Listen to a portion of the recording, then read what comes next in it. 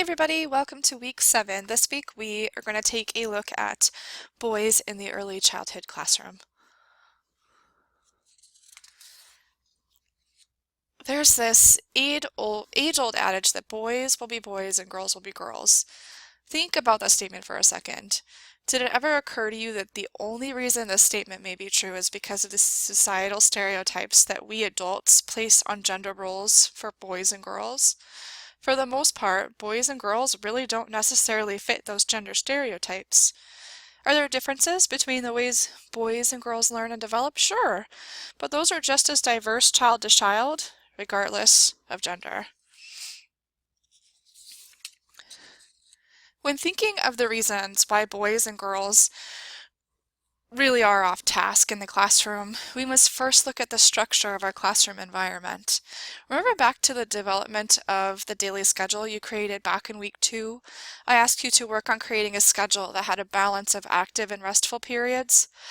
Often when boys are off task, it's because they haven't had enough physical activity or enough of that physical interaction.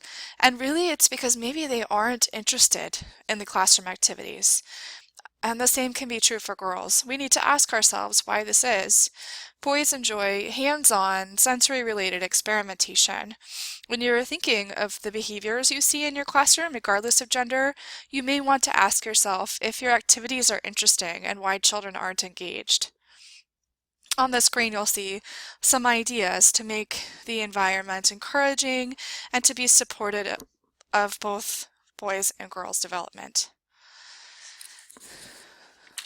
On pages 112 and 113 in your text, you got to read several of the considerations that teacher Juanita made for her classroom and why. The most important thing to remember is that every class is different. While these considerations were successful for Juanita's classroom, you may find other ideas that work best for the children in your setting. For the most part, boys, and really all children, respond well when given the opportunity to explore educational ideas and concepts using their whole body and senses. Some research does suggest that boys especially benefit from gross motor and outdoor experiences that support their learning. Here's some other strategies for exploration and experimentation. So just creating daily opportunities for exploration and experimentation, the use of sensory materials, materials for mixing and experimenting, and then weekly cooking projects that involve mixing and measuring. Teacher Juanita found that the boys gravitated towards the types of learning opportunities listed on the slide.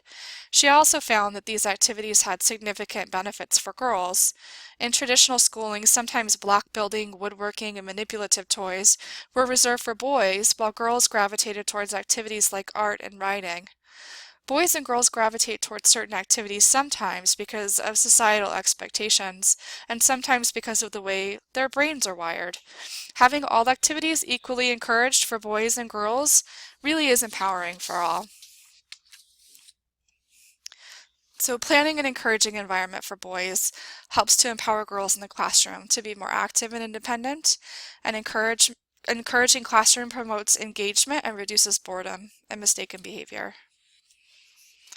So when boys show mistaken behavior in the classroom, it's important to remember to diffuse the situation, make sure that you calm everyone down and diagnose the conflict, talk in private, stay away from threats, follow through, use conflict mediation, hold guidance talks like class meetings, talk with boys about their emotions. This is incredibly important in a society where we withhold emotions from boys, and teach boys to manage their impulses, and also provide the same nurture to boys that you provide to girls. And then thinking about male teachers and the guidance of boys. Male teachers can be role models for boys to find alternatives to their mistaken behavior, and both men and women teachers must implement the use of guidance in their communication with boys and girls in their developmentally responsive classroom, or they will experience challenges regardless of a child's gender. Okay, everyone. It's a busy week. I've got a lot scheduled for you. There are a couple of videos that I'd like you to watch. So take your time, but also make sure that you take some time to rest and recharge. I know that it's a holiday weekend for many of you.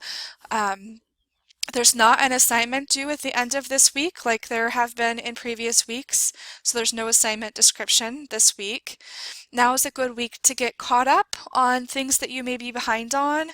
Um, and please let me know, as always, if you have any questions about any of the assignments or due dates or deadlines. All right, thanks everybody. I will see you online.